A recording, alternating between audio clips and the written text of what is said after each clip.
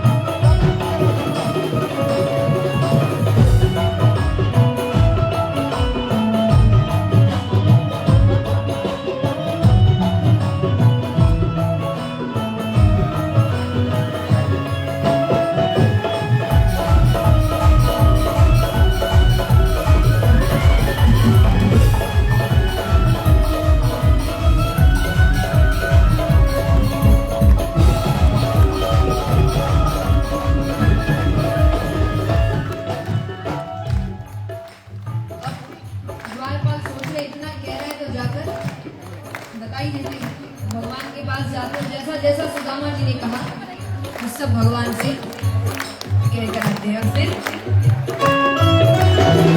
ये सुनते ही सोए चले आए मोहन, ये सुनते ही सोए चले आए मोहन, लगाया गले से सुदामा को मोहन, लगाया गले से सुदामा को मोहन, लगाया गले से सुदामा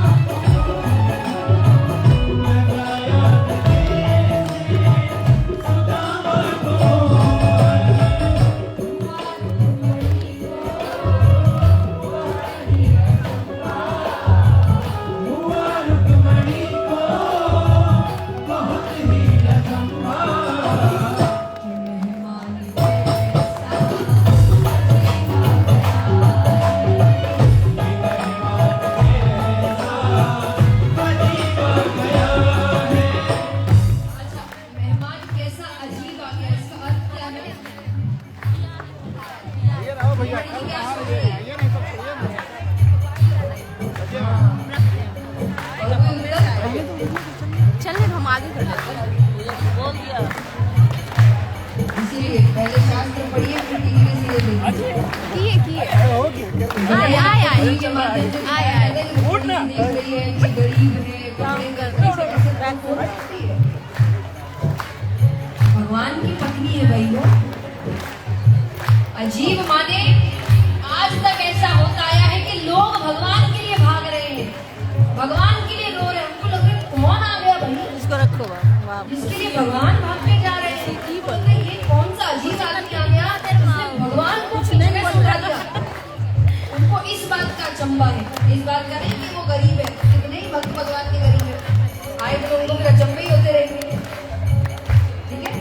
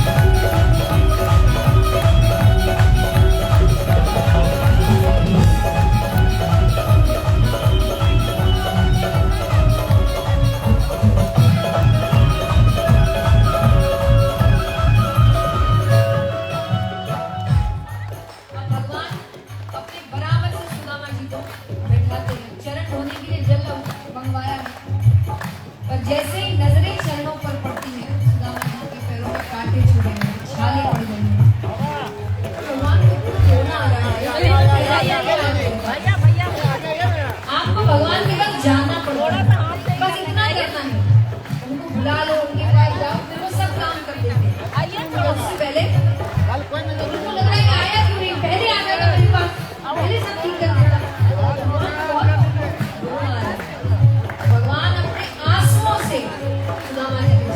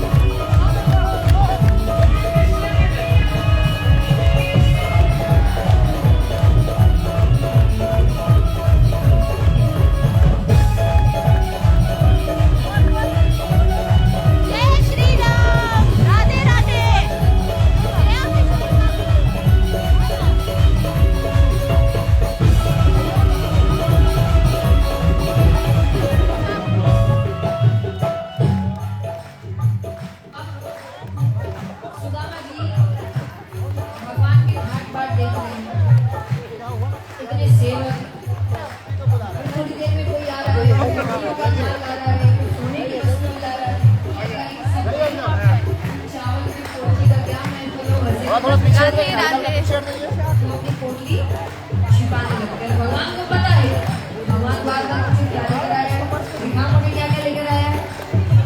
सुदामा जी क्या करते हैं,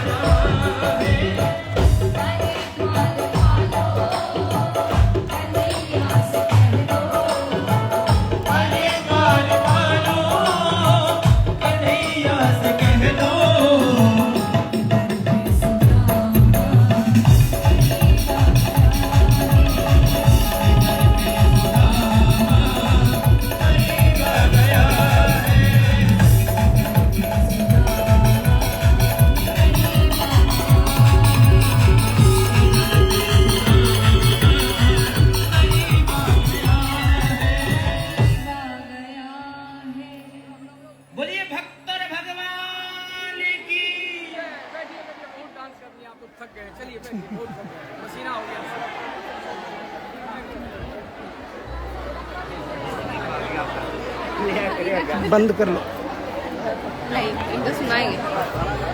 बीच में डिस्टर्ब होना, बीच में करना मत चाहिए। हम ऐसे रख फोन कर कब तक क्या करेगा चलेगा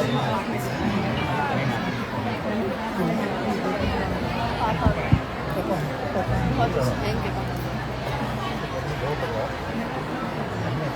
बहुत गर्मी कल जो है ना कल पूरा खुलवा देंगे कल लगवा देंगे इस हवा भी आना चाहिए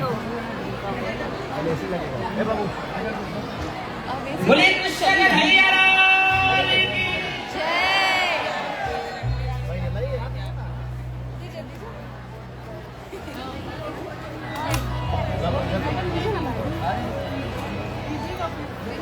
अरे देखो पानी पीने वाली गा रही है जया दित्या सलन। ये हम नहीं पिएंगे भैया। बोली कृष्ण कन्हैया लाल की जय। आइए सभी शांति से बैठ जाएं।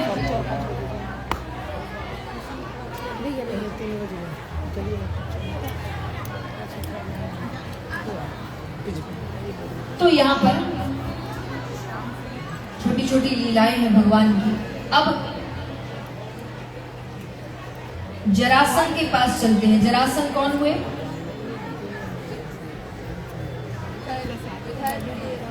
कल बताया था मैंने।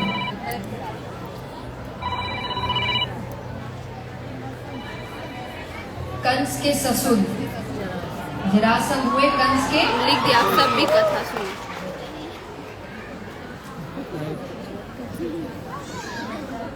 आराम से सभी से निवेदन है, प्रेम से बैठे, मर्यादा में बैठे।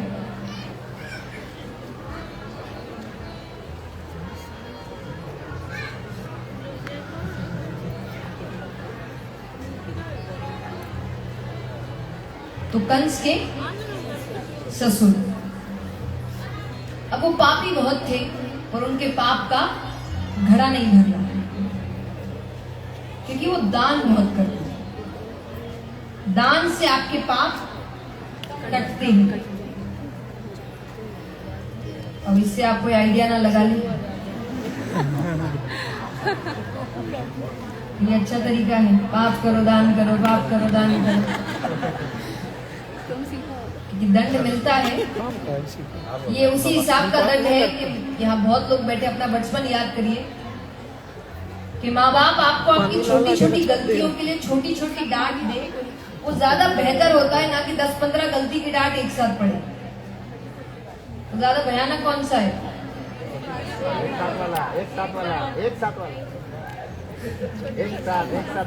एक साथ वाली पड़ती है कि वो ज्यादा गुस्सा होता है ना। माँ बाप कुछ दिन से आपके आसपास घूमने लग जाएंगे, वो दम सब नोट कर रहे हैं, एक साथ बताएंगे, बच्चे की रूह वही कांप जाती है।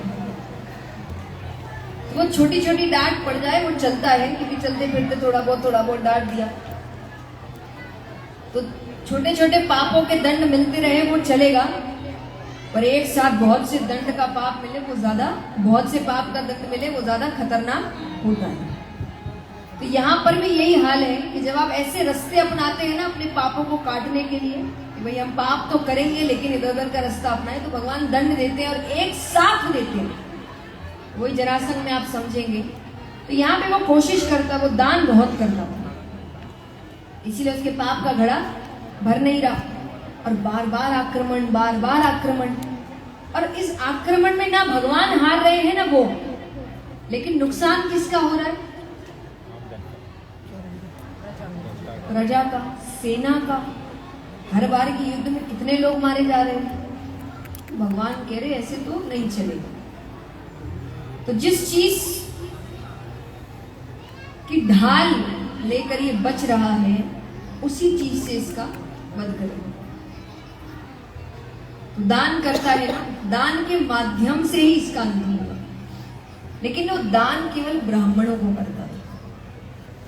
तो भगवान पांडवों के साथ, अर्जुन है, भीम है, इनके साथ ब्राह्मणों का रूप लेकर जाते हैं। सुबह उठते ही दान करता था, और दान भी कैसा? जो मांगे, मना नहीं करेगा। तो जाते हैं, पहले तो अपनी मर्जी से ही वो कुछ दे। अगर सामने वाला कह दे कि नहीं भाई ये नहीं, ये चाहिए, तो वो दे। तो दान करने लगा। भगवान कहते ये नहीं चाहिए। उन्होंने कहा बताओ फिर क्या चाहिए? बोले वचन, जो मांगेंगे वो ही दोगे, पीछे नहीं हटोगे। उसने कहा वचन की जरूरत नहीं, मेरा नाम नहीं सुना, मैं किसी को मना नहीं करता, जो मांगना है मांग। भगवान कहते नहीं, वचन, पहले हमें वचन चाहिए। उसने कहा मैंने वचन दिया, लेकिन अभी भी कहूंगा वचन की जरूरत नहीं है। अरे तुम ज्यादा से ज्यादा मुझसे क्या मांग लोगे? बताओ, एक राजा से सबसे ज्यादा क्या मांग सकते हैं? उसका राज्य, सब कुछ उसी में आता है। तो वो कहे ज्यादा से ज्यादा मुझसे क्या मांग लोगे? मेरा राज्य, मैं दे दूंगा। आपको लग रहा होगा ना कितना तो अच्छा आदमी है। वो कहे ज्यादा से ज्यादा मुझसे क्या मांगोगे? मेरा राज्य, मैं दे दूंगा, क्योंकि मुझे मेरी शक्ति पर इतना भरोसा है, सुबह तुमको राज्य देकर शाम को युद्ध करके वापस ले लूंगा।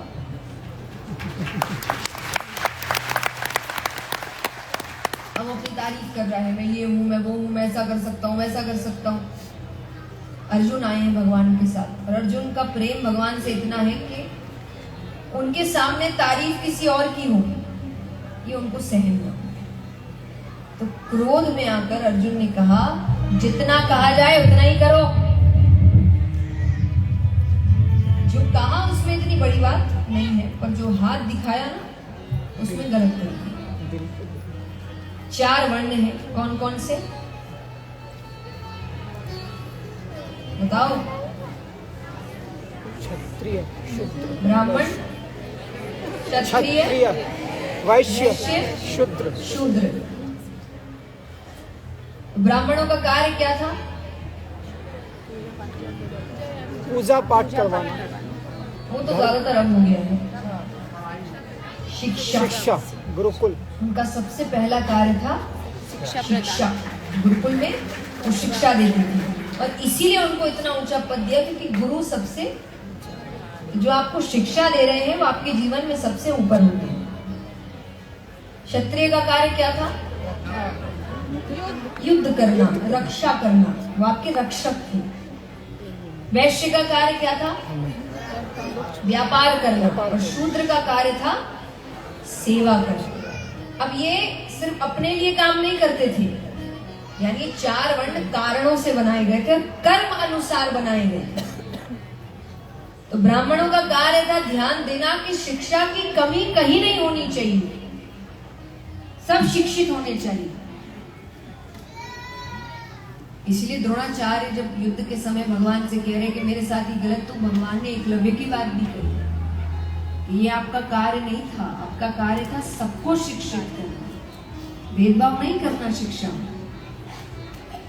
तो उनका कार्य था शिक्षा हर किसी को मिलनी चाहिए। क्षत्रिय का कार्य था रक्षा सबकी होनी चाहिए। वैश्य का कार्य था व्यापार इस प्रकार हो कि धन का संचार हर जगह अच्छे से हो, और शूद्र का कार्य था सेवा सबकी होनी चाहिए। फिर मैं कहूंगी आगे जाके हमने चीजें खराब कर। भगवान कोई चीज गलत भावना से नहीं बनी, पर उस वक्त हर कोई अपने अपने कार्य को ही करता था। तो जो क्षत्रिय थे वो बाण चलाते थे, प्रत्यंचा चलाने की वजह से हर क्षत्रिय के अंगूठे पर एक निशान होता था, तो केवल क्षत्रिय के होता था। अर्जुन ने जब हाथ दिखाया तो जरासंध की नजर उसके अंगूठे पर पड़ी। क्षत्रिय है वो कहे तुम ब्राह्मण नहीं हो, तुम तो क्षत्रिय हो। उसको समझ आ गई यानी ये बहरूपी है, ये पता नहीं कौन है जो ब्राह्मण का रूप लेकर आया। इतने में सेना आ गई, सबको लग रहा है कौन आया है, किस मंशा से आया है। भगवान कहे अच्छा खासा काम चल रहा था, तो सब अपने असली रूप में आते हैं। असली रूप में आए तो भगवान को देखकर जरासंध कहे कृष्ण क्या काम है तुम्हें? भगवान कहे युद्ध करना है, लेकिन मल्ल युद्ध करना है, सिर्फ मैं और तुम, सेना बीच में नहीं आएगी। ये बार बार सेना आ रही है, सेना का नुकसान हो रहा है, युद्ध होगा, एक एक होगा, जो जीता। जरासंध कहे तो सीधे सीधे आकर कह देते तो मैं पीछे हट जाता क्या? अब देखिए उसको मौका मिल गया भगवान का मजाक बनाने, और खास करके जब उसकी पूरी सेना खड़ी है, तो सेना को तो बल मिल जाएगा ना अगर वो सामने वाले को नीचा दिखा रहा है। तो वो कहे कि सीधे सीधे आकर कह देती तो मैं मना कर देता क्या, पर क्या करे, इसको कोई काम सीधा करने की आदत जो नहीं है। जन्म कब लिया? मध्य रात्रि में, सबकी नींद खराब। थोड़ी देर और रुक जाते, सुबह हो जाती, पर मध्य रात्रि में। कहाँ लिया? कारावास। जेल में, कारागार में, जन्म लेने की जगह है। अरे वो कहे भगवान बने फिरते हो, कुछ भी लीला कर लेते, तुम्हारे बगल में तो महल था कि थोड़ी देर के लिए देवकी माता को महल जाना पड़ता, पर जेल के अंदर जन्म लिया। खड़े टेढ़े होते हो, काम टेढ़े करते हो, बंसी टेढ़ी रखते हो, मुकुट टेढ़ा रखते हो, नाम भी खुद का ऐसा रखा है जिसको कहने में जीभ को टेढ़ा करना पड़े। अर्जुन कहे, इसलिए कहा जाता है टेढ़े आदमी के साथ नहीं लगना चाहिए। भगवान कहे मेरी तारीफ हो गई तो युद्ध करे। जरासंध कहे तुमसे नहीं करो। बोले फिर किससे करोगे? बोले भीम से करोगे। मुझे केवल भीम मेरे सामने खड़े रहने लायक लगता है, तुम में से तो कोई मेरे सामने खड़े रहने लायक नहीं। भगवान कहे ठीक है, अच्छा है, मैं तुम्हें मारना भी नहीं चाहता, क्योंकि जिसे मैं मारता हूं वो मेरे धाम जाता है।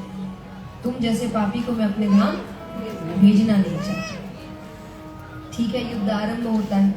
27 दिन तक युद्ध चला, उसको खरोच नहीं आ रही।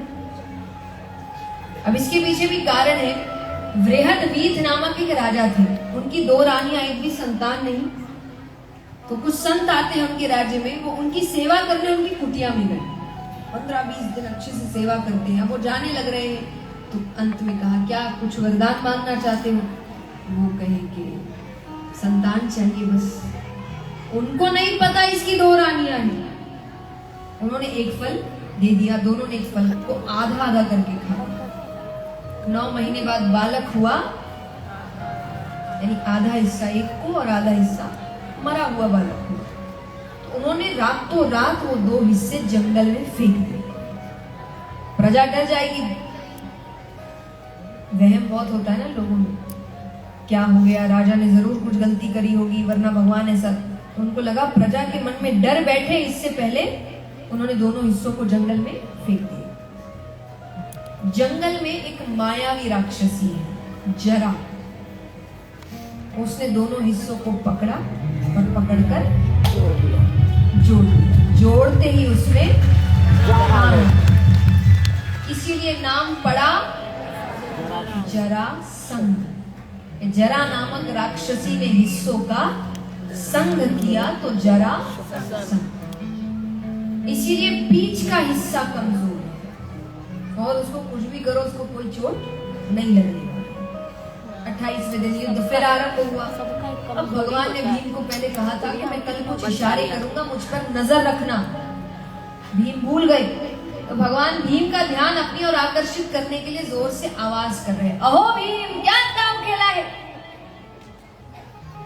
भीम को लग रहा है ये दाव तो भगवान पहले भी देख चुके हैं, इतनी तारीफ तो कभी नहीं करी। फिर याद आया अपनी ओर देखने को कहा था। भगवान की ओर देखते भगवान ने एक टहनी उठाई, उसको बीच से पकड़कर तोड़ दिया, चीर दिया। भीम तुरंत मुंह घुमाते हैं, जरासंध के पैरों को पकड़ते हैं और दोनों पैरों को पकड़कर चीर देते हैं।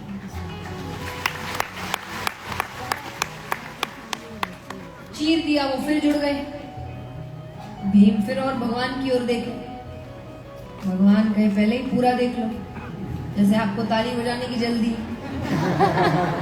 भीम को सर घुमाने की जल्दी, ये पूरी बात सुनना नहीं है। तो भगवान ने फिर टहनी उठाई, उसको बीच से चीरते हुए 2 विपरीत दिशाओं में फेंका, वापस आमने सामने नहीं आने चाहिए। तब भीम ने पैरों को पकड़कर चीरते हुए दोनों को 2 विपरीत दिशाओं में।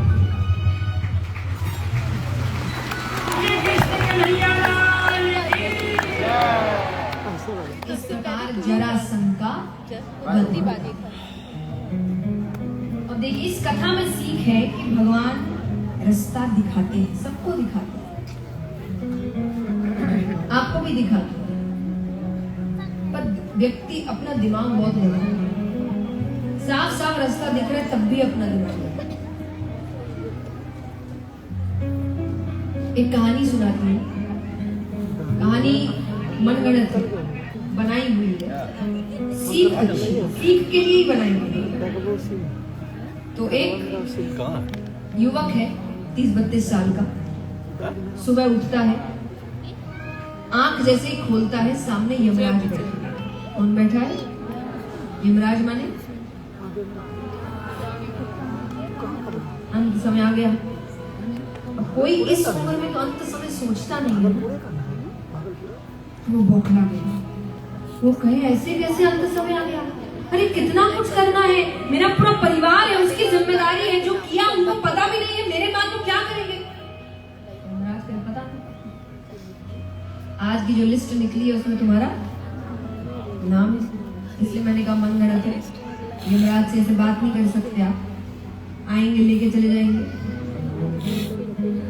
वो कहे आज की जो लिस्ट निकली है उसमें तुम्हारा नाम है। अब जैसा मैंने कहा मनुष्य अपना दिमाग बहुत, उसने कहा कि ठीक है, मुझे सुबह उठ के चाय पीने की आदत है, 1 कप चाय पीते और चले गए। यमराज ने कहा ठीक है। उसने यमराज के लिए भी चाय बनाई, उनकी चाय में उसने नींद की दवा मिला दी। वो चाय पी के सो गए। उसने लिस्ट निकाली, देखा पहला ही नाम उसका है। अब वो गायब तो नहीं कर सकता अपना नाम, क्योंकि उन्होंने बोल दिया तुम्हारा नाम लिस्ट में है। गायब करेगा तो शक हो जाएगा, तो उसने अपना नाम ऊपर हटा के एकदम कि उसको अच्छा खासा समय मिल जाएगा और चीजें सोचने के लिए कि वो और क्या कर सकता है। इतने में यमराज थोड़ी देर बाद उठते हैं। यमराज ने कहा अरे चलो चलो, मुझसे गलती हो गई, मैं सो गया। वो कहे हाँ हाँ चलो चलो, आप देखिए लिस्ट में जैसे नाम है उस हिसाब से चलते हैं। यमराज ने कहा हाँ चलते हैं। उन्होंने लिस्ट निकाली। फिर यमराज कहे कि मैं जहां भी जाता हूँ लोग मुझे गालियां देते हैं, कोसते हैं, लिस्ट उल्टा दी, तुम पहले हो जिसने मुझे चाय पिलाई, लिस्ट उल्टा दिया, तुमने मेरा स्वागत किया, तो आज तुम्हारे लिए लिस्ट उल्टा। मैं अपनी लिस्ट ऊपर से ना शुरू करके हरे कृष्ण कन्हैया की आगे में लिखा है वो कैसे हो नहीं है। हो गई मृत्यु। अब सुनिए, इसके लिए कहानी बनाई गई। तो वो ऊपर जाता है, भगवान उससे मिलते हैं। भगवान कहे तू करता वही है जो तू चाहता है, कि तू करता वही है जो तू चाहता है, पर होता वही है जो मैं चाहता हूँ। कि तू करता वही है जो तू चाहता है, पर होता वही है जो मैं चाहता हूँ। तो तू कर वही जो मैं चाहता हूँ, फिर होगा वही जो तू चाहता है। हरे वृंदावन की हरिलाल की भगवान के लिए सब होगा, जो जो चाहिए ना सब मिलेगा सही समय। हमारी बस गलती क्या, हमको अभी चाहिए, अभी चाहिए, अभी कर दो, अभी कर दो। ऐसे भगवान क्या नहीं चलता, बस समय पर काम होगा। कई चीजें आपको चाहिए लेकिन उसको संभालने के लायक आप अभी है नहीं, इसलिए भगवान को लगता है कि मैं अभी तो नहीं देने वाला, कितना ही रो ले। इसीलिए कहा जाता है भगवान के घर देर है अंधेर नहीं, लेकिन देर है। धैर्य रखना पड़ेगा। भगवान हर चीज अपने समय पर देते हैं। जब उनको लगता है कि अब आप इस चीज के लायक हैं और अब आप इस चीज को संभाल सकते हैं, उत्तम भैया तो यहाँ पर कितना मिनट हुआ? जरासंध का वध होता है। उत्तम भैया कितना मिनट? अब भगवान के पुत्र पौत्र इत्यादि हो रहे हैं, तो एक कथा आती है। बाणासुर नामक एक दैत्य है, ये महादेव जी के बहुत बड़े भक्त थे। महादेव जी की तपस्या करते हैं, महादेव जी बड़े प्रसन्न होते हैं। अब यहाँ पर भगवान के पुत्र पौत्र इत्यादि हो रहे हैं, तो बाणासुर की कन्या उषा, उन्होंने स्वप्न में भगवान के पौत्र को पति के रूप में देखा। पहले सपने में भी किसी को, अब जो है सो है। उन्होंने स्वप्न में भगवान के पौत्र को पति के रूप में देखा। अब मान लीजिए हमें कोई पसंद आ जाए, हमें उससे विवाह करना है, तो हम क्या करते हैं? परिवार को बोलते हैं, फिर वो उनके परिवारों से मिलते हैं, शादी फिक्स होती है ना। पर ये तो मनुष्यों वाली हरकतें हैं। वो किसकी पुत्री है? बाणासुर दैत्य है। थोड़ी हरकतें तो आएंगी। तो रात्रि में स्वप्न देखा, रातों रात भगवान के पौत्र को उठाकर अपहरण करके ले आए और वो ही लेकर आई। पिता को अभी तक खबर भी नहीं है, वो ही लेकर आ गई। अब भगवान को पता चलता है तो भगवान ने कहा कि उनको वापस कर दो। और यहाँ पर बाणासुर की कथा है कि बाणासुर महादेव जी की तपस्या करते हैं। उनको कुछ संतों ने कुछ श्लोक सिखा दिए, तो भगवान की पूजा जब करते थे महादेव जी की 10 से 12 घंटे लगाते थे। तो महादेव जी जब दर्शन देने आते हैं कि क्या वरदान चाहिए, वे 1-2 श्लोक सीखने के बाद ज्ञानी तो कोई बन नहीं जाता। तो उन्होंने कहा कि आपकी पूजा करने में बड़ा समय लग जाता है, 1000 हाथ दीजिए, जल्दी पूजा हो। भक्त बोले, भगवान उनसे ज्यादा बोले। ऐसा नहीं कि समझाना कि भाई गलत चीज मांग रहे। उन्होंने कहा तथास्तु। अब जो काम 10 से 12 घंटे में होता है वो 1 घंटे में दी लगने लगे। वो रोते रोते फिर पुकारता है भोले बाबा को, बोले अब क्या चाहिए? बोले चाहिए नहीं, जो दिया ले जाइए। भोले बाबा कहे ऐसे वरदान वापस नहीं होते। बोले पर मुझे हाथ भारी लग रहे हैं। बोले चिंता मत करो, कुछ समय बाद तुम्हारा युद्ध श्री कृष्ण के साथ होगा, वो तुम्हें 1000 हाथों से मुक्त करेगा। यहाँ बाणासुर को पता चलता है और भगवान का संदेश आता है अपने पौत्र अनिरुद्ध के लिए कि मुझे रिश्ता मंजूर है, भेज दो आप बच्चों को दोनों, मुझे कोई दिक्कत। और उसको तो हाथों से मुक्त होना है। वो कहे नहीं, आइए युद्ध करके ले जाइए। तो भगवान युद्ध के लिए आते हैं, पहला बाण चलाते हैं। पहले ही बाण में वो 1000 हाथों से मुक्त करते हैं। दूसरा बाण चलाने ही लगे हैं कि भोले बाबा बीच में आ जाते हैं। क्योंकि बाणासुर ने जब भोले बाबा दूसरी बार आए थे तो भोले बाबा ने कहा कि ऐसा ऐसा है, हाथ तो वापस नहीं हो सकते, भगवान आएंगे तो वो मुक्त करेंगे। तब उसने कहा था अब आए हैं कुछ तो देकर जाइए। तो बोले क्या चाहिए? तो बोले जिस युद्ध की आप बात कर रहे हैं कि श्री कृष्ण के साथ मेरा युद्ध होगा, वचन दीजिए उस युद्ध में आप मेरी तरफ से युद्ध करेंगे। तब भोले बाबा बीच में आते हैं कि जो होना था हो गया, तुम्हारे हाथों से मुक्त हो गए, अब आप बेटी दीजिए और आप बहू ले जाइए, मैं भगवान के विरुद्ध युद्ध नहीं कर सकता। कहीं ना कहीं भोले बाबा ने बाणासुर को भगवान से मिलाया। और ऐसे भी आप कई कथाएं देखिए, भोले बाबा भक्तों को भगवान से मिलाने में एक नरसिंह